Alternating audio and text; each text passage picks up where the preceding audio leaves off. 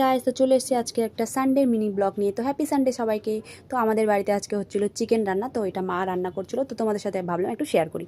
তো এখানে চিকেনটা ভালো করে ধুয়ে রাখা হয়েছিল আগে থেকে। তারপরে এর মধ্যে দেওয়া হলো নুন, হলুদ আর তেল।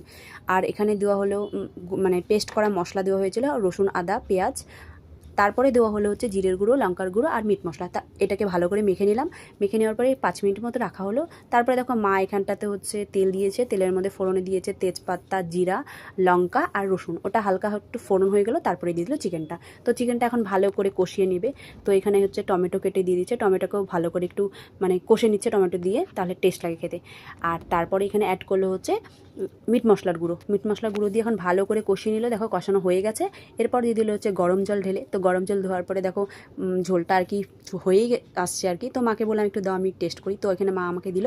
আর চিকেনটা দারুণ হয়েছিল, আমার মুখের রিয়াকশন দেখে বুঝতে পারছো। তো ভিডিওটা কেমন লাগলো, ভালো লাগলে একটু চ্যানেলটিকে সাবস্ক্রাইব করে দেখা হচ্ছে নেক্সট ব্লগে।